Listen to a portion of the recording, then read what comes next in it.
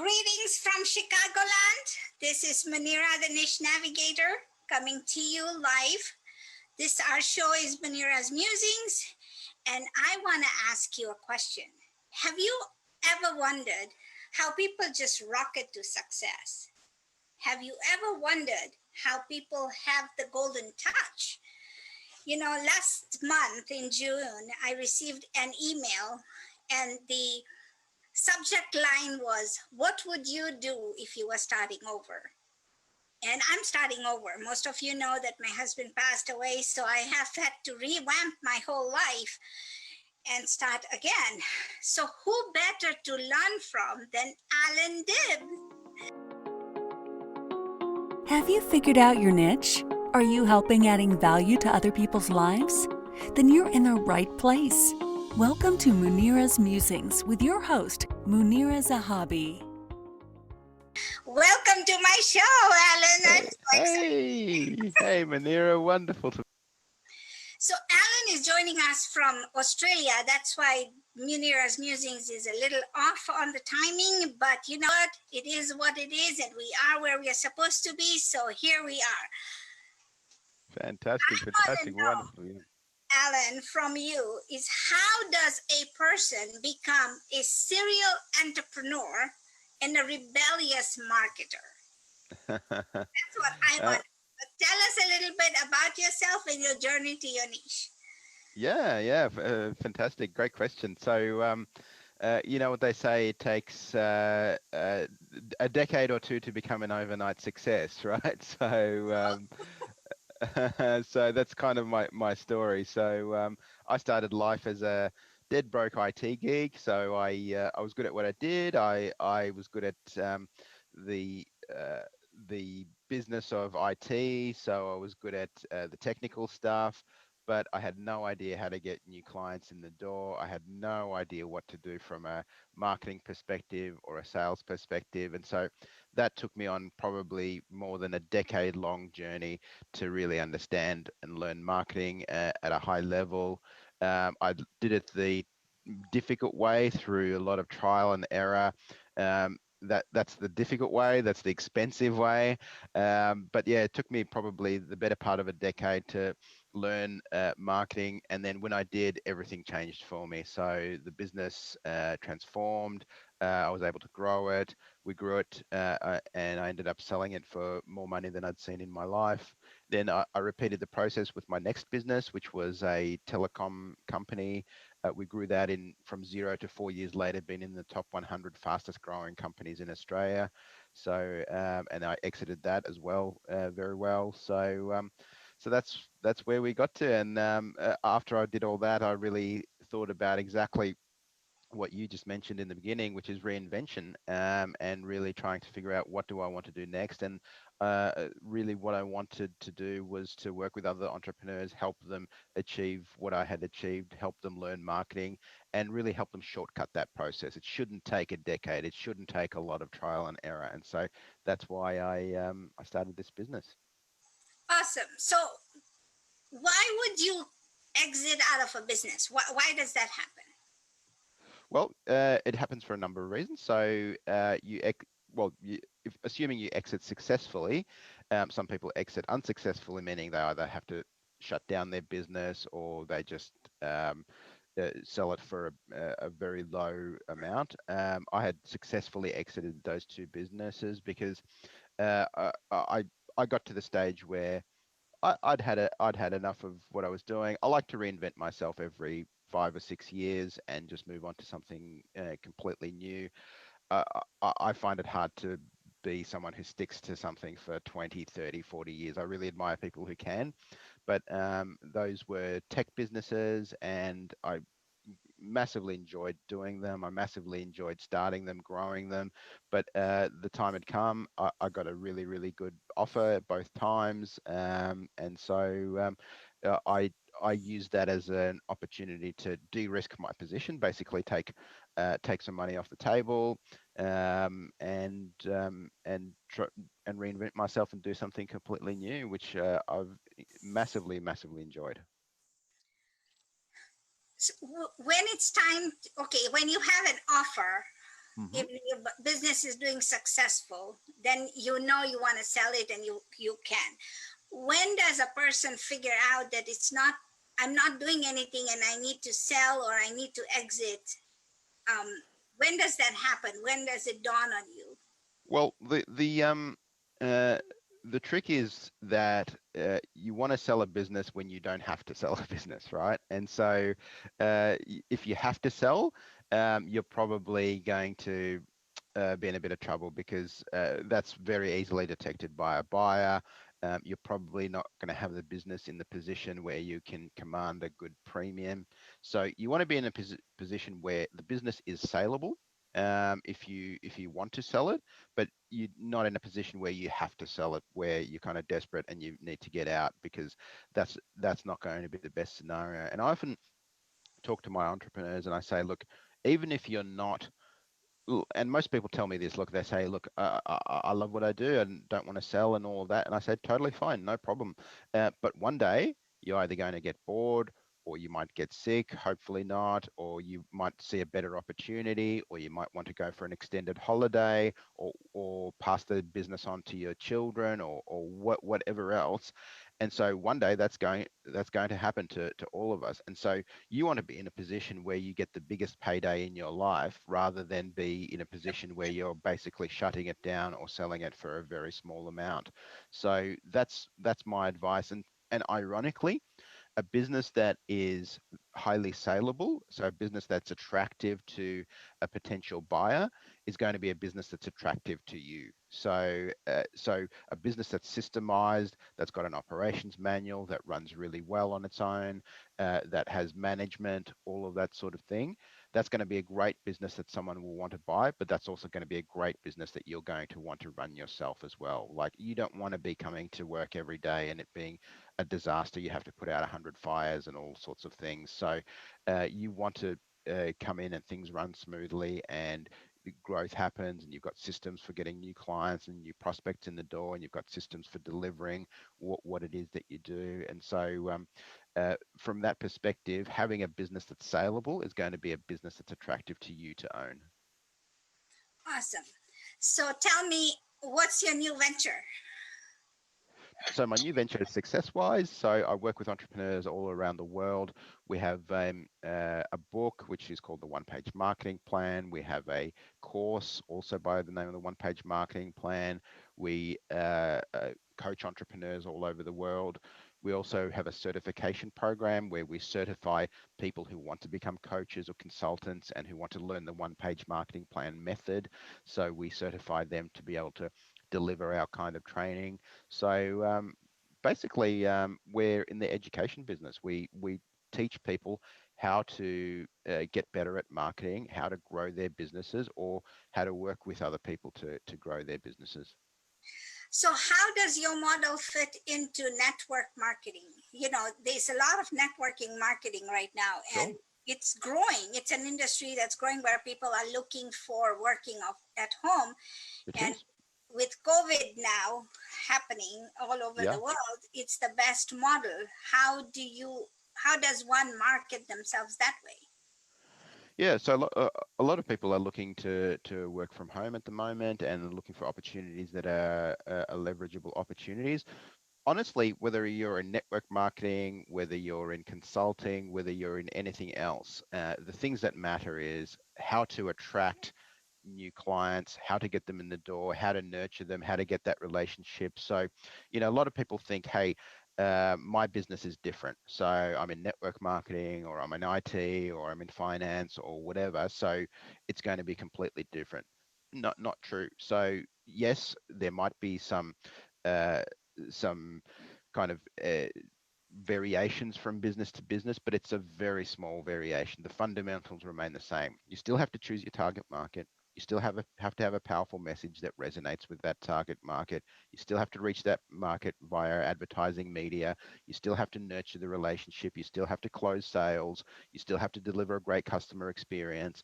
And so all of those things are applicable to a network marketing business. They're applicable to an IT business. They're applicable to a butcher, baker, candlestick maker, whatever it is. And so your job is really to become a good marketer of whatever you do, because if you can apply that to network marketing, then you'll be able to apply that to a future business, to another business and another business. So learning those skills is, I believe, the master skill of business. Learning how to get a customer in the door, satisfy them, give them a great experience, I think that is the master skill of business. And so you would do very, very well to really pay a lot of attention to that.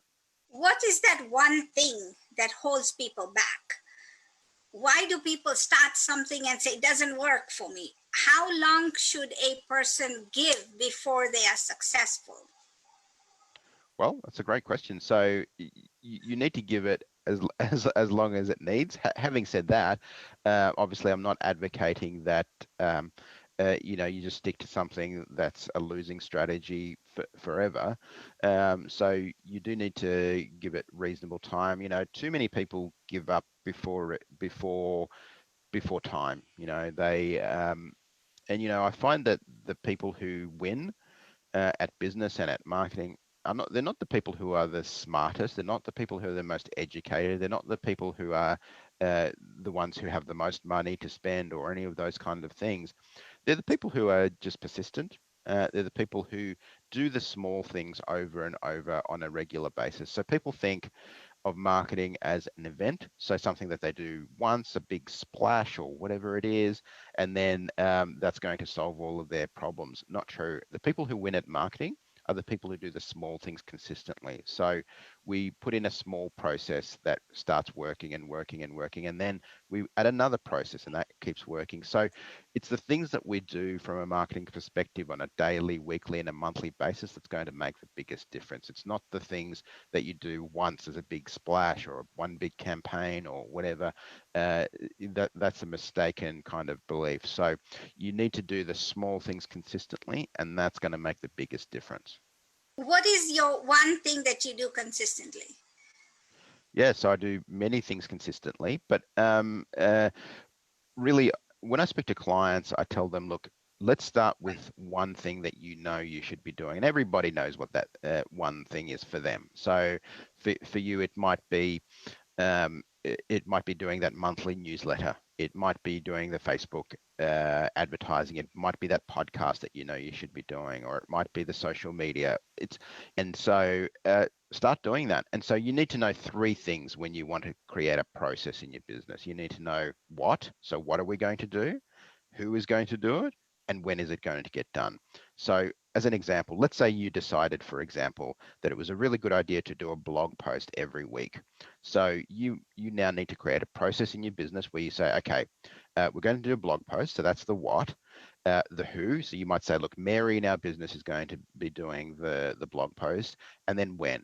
And then you say, okay, every Monday it's her job, it's Mary's job to get a blog post out. So that's now a process, and you would KPI Mary and make sure it got done. So whenever you had your review, your personnel review, whether it be weekly, monthly, quarterly, whatever it is, you'd sit down with Mary and say, great, Mary, so one of your jobs was to send a blog post out every week.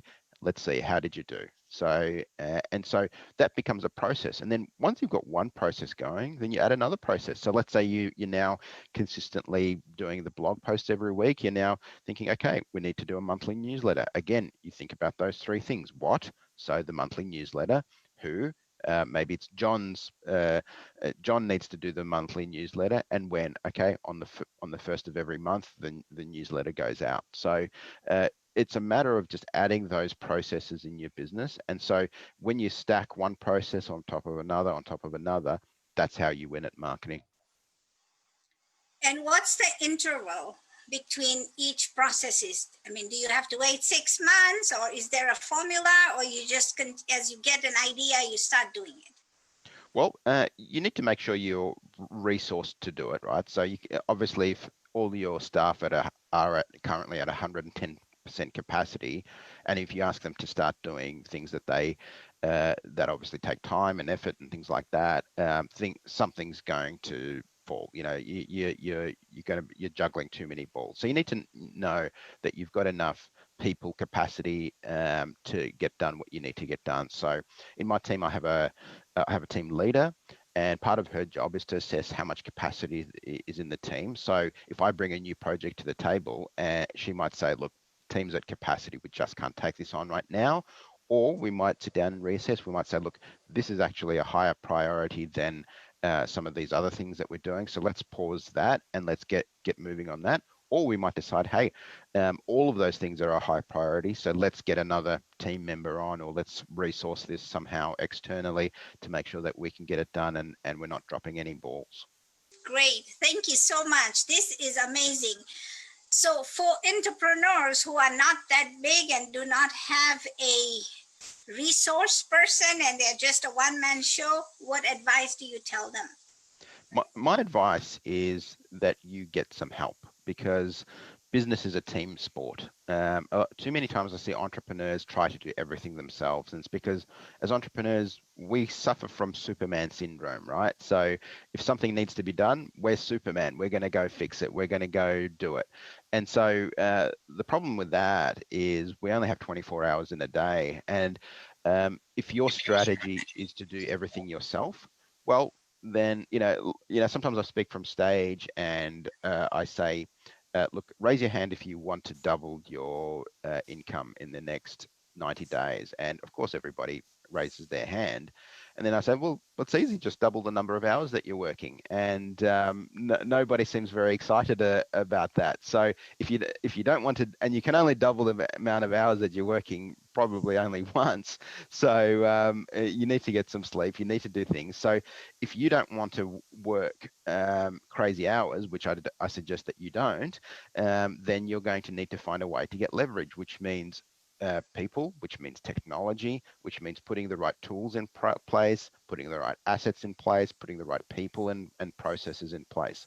So when I say having someone on, it doesn't mean someone expensive or someone full-time or anything like that. We're now in a global economy. There are people from the Philippines who can help. There are people from India. There are people from South Africa. There are people from your own country, from the United States. There are people who just want to work full-time for a few hours. So let's say you decided that it was a good idea to do that monthly newsletter. It might take somebody 2 or 3 hours to do that. So you might need to get someone in for just 2 or 3 hours a month.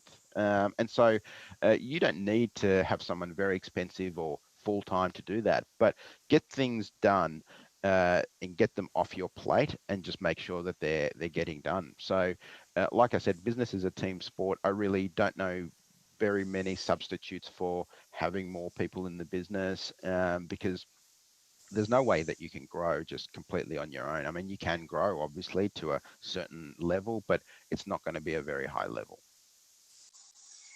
How do people find you, Allan? People find me on successwise.com. That's my website. I've also got the book, The One Page Marketing Plan, which is on amazon.com. And if you prefer listening rather than reading, so my book, The One Page Marketing Plan, is also on Audible. So they're the best ways to connect with me. But my whole strategy was different because I wanted you on my show. Here we have a successful serial entrepreneur who is also a rebellious marketer. So tell me why you are a rebellious marketer. I'm a rebellious marketer because I don't do things the standard way. A lot of, I believe marketing is broken in many ways. So a lot of people are doing marketing in a way that is kind of old school, old hat, So they're basically spending a lot of money, not getting a lot of great results. And so to me, marketing in that way is really broken. So the kind of marketing that I do is what's often known as direct response marketing. And direct response marketing is all about getting somebody to respond, to get meaningful results, and not just about things like branding or getting your name out there and concepts like that. So from that perspective, I don't believe in kind of, institutional kind of marketing that's just simply doesn't work. Awesome. I still have to figure this out, but your direct marketing worked with me because what I did was reply to you and invited you to be on my show, and the rest is history. So for those of you who have just joined us, Allan is sharing tips with us as to how he became a serial entrepreneur and how he doesn't do things normally when it comes to marketing, because he's a rebellious marketer and his method works. So if you want to meet him and get to know him, learn from him, he has a book out there, the one-page marketing plan, right? And Exactly. and his website is successwise.com. So go out and reach him. There could be some timing issues because he's calling us from Australia, but it doesn't matter, because if you want something, you go get it, right? Absolutely. Great as Any well. last words for our viewers? Look, really, like I said, marketing is the master skill of business. The best marketer wins every time. And so I would highly encourage you to do everything that you can to become a better marketer. My book is a great starting point. The one, literally in a single page, you learn how to go from zero to hero in terms of being a marketer. And so I would love to hear the success stories that come from that. Ladies and gentlemen, all you have to do is what, who, and when you are marketing. And go ahead and start your business. And those of you who are on the fence, don't stay on the fence, just jump. Let's do this and create our own strategies so one day you can be on Munira's Musings.